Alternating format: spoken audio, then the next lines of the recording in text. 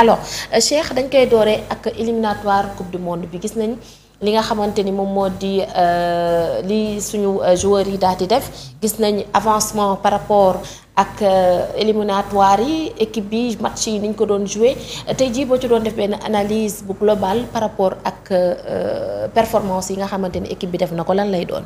Je pense que tey jii nii lu ñu mën a wax mooy Sénégal dafa nekk dans une bonne dynamique parce que tey jii nii soo xoolee 26 matchs sans défaite.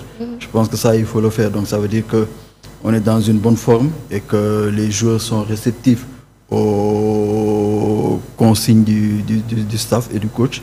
Et je pense que là c'est une bonne chose. Je pense que là le Sénégal est en train de gravir, de yéeg benn palier. Parce que je pense que c'est pas donné à tout le monde de faire 26 matchs sans défaite. ñëpp xam nu football africain méttee. ñëpp xam nu football africain méttee nga xam dafa y a beaucoup de difficultés.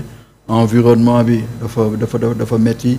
Les pelouses yi ne tàmm di jouer dafay metti. C'est pas les mêmes pelouses yu joueurs yi tàmm jouer seen championnat yu ñu nekk. Et je pense que tey jii nii il faut leur tirer le chapeau. Et aussi surtout quand on voit la discipline qui existe dans le groupe. Je pense que c'est des choses yoo xam ne que il faut les saluer et il faut continuer sur cette lancée, sachant que plus ñuy gën a avancer, plus ça va être encore plus difficile parce que le Sénégal va être l'équipe à battre. Je pense que tey jii nii obstacle plus ñuy avancer obstacle di gën a yokku. Et je pense que tey jii nii heureusement que on a des joueurs qui sont qui ont une bonne mentalité, des joueurs qui ont une bonne mentalité qui croient en leur pays, qui aiment leur pays. Et je pense qu'aujourd'hui, ça, c'est quelque chose de primordial, quelque chose d'important. Boo xam ne que joueur su amee amouru maillot bi am amouru peuple mi amouru pays mais je pense qu'il est prêt à se donner à fond sur le terrain. ci éliminatoire yi nga xamante ni moom moo di éliminatoire coupe du monde gis nañ ni dafa mel ni dañ doon échelonné par rapport ak li nga xamante ni moom moo di match yi ci seen performance déjà après Congo RDC Congo mu nekkoon benn match bu décisif parce que tout simplement ñu ngi doon xëccoo première place bi. Après loolu ñu dem ci Soudan dóor 5. tey jii ñu mel ni ku defaat beneen par rapport ak li nga xamante ni moom moo xew bërki démb balaa ñu ciy ñëw enchaînement boobu ci li nga xamante ni moom moo di performance bi lan moo koy indi wala dafa am benn touche boo xamante ni c'est personnel bu Pape Thiaw daal di indi ci équipe bi. Oui, c'est d'abord la maturité de l'équipe, la maturité des joueurs. Je pense que tey jii nii bu fekkoon beneen équipe la franchise na je pense que quand je prends en exemple le Bénin. Le Bénin à une journée de la fin. Était qualifié pour la Coupe du Monde mu dem Nigeria du ko 4-0.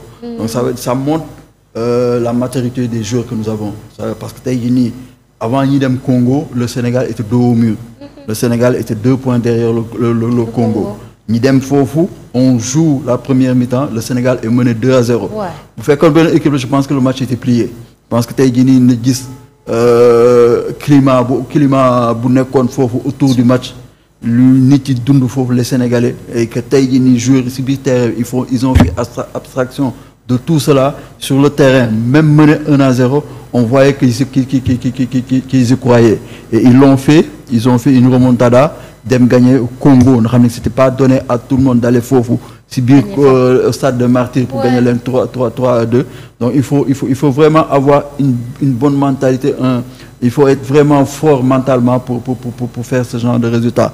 Ñu jógee foofu dem Soudan gagner fa 5-0. Enchaîné contre la Mauritanie 4-0. La Mauritanie nga xam ne dañuy wax ni que c'est un derby. On sait que tout derby est difficile. Même la plus petite équipe du monde nay taser moom pour un derby c'est toujours difficile. Et les joueurs ils ont fait le match qu'on attendait d'eux. Et je pense que ça montre que cette équipe a gagné quelque chose. Avec Pape Thiaw, il ne faut pas oublier aussi le travail qui a été fait avec Aliou Cissé. Mais tey jii nii on voit que l'équipe est en train de franchir un palier.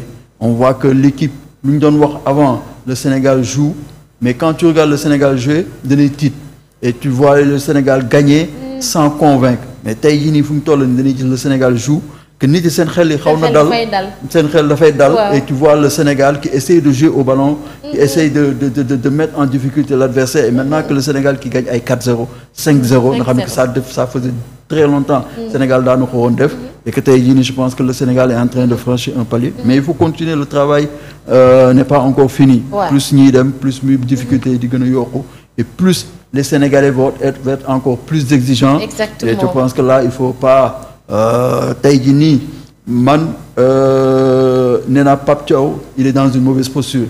Parce que quand tu vois le groupe qu'il a, les joueurs qui sont là, qui peuvent jouer, et tu te dis qu'au moment du choix, au moment de faire des choix, là, non, c'est sûr, parce que performance, il y a un club. Voilà, et en plus quand tu vois que l'équipe, les 11 qui démarrent, les autres qui viennent du banc, ils apportent quelque chose. Exactement. Là tu te dis que vraiment Pape Thiaw il a des soucis à se faire. ci souci boobu noonu des fois dafay am problème comme li ma wax sànq performance yi nga xamante ni aussi tamit joueurs yi individuellement ñu ngi koy def ci seen ay club est-ce que tamit loolu tamit du doon benn maanaam mu am benn mentalité bu fort mentalité de coach Pape Thiaw loolu tamit dafa mel ni mi ngi koy wane ci terrain bi carrément pour que mu mën a teg joueurs yi ku ci nekk sa place mu mën a am yenn résultats yi. Oui, tout à fait. Je pense que mën nañu wax ni que jusqu'à présent il réussit bien son coaching et il tient bien son groupe. Parce que tey jii nii quand tu vois l'équipe bu muy kii déjà match bi contre Mauritanie. gars yi ñi doon xaw a tiit tuuti absence su Habib Diarra absence su Lamine Camara mais ça c'est pas ressenti kenn ressentirul ni c'est Habib wala Lamine ils étaient absents ñi leen remplacer ils ont fait le job comme on dit. Donc je pense que c'est ça qui montre la force de cette équipe.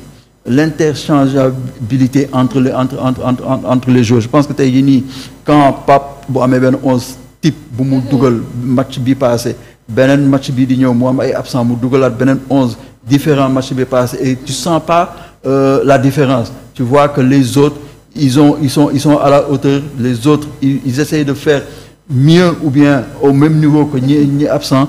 Et c'est ça qui fait la force de cette équipe. Et je pense que Pape est chanceux et aussi il a des soucis à se faire pour faire son équipe. Alors parlons de Sadio Mané Sidi parce que Sadio gis nañ ni ces derniers temps critiques yi bari woon na lool ci ndoddam ñu ci bari ci sénégalais yi naan wax naan dafa magal dañ ko war a changer wala waratul jouer 90 minutes.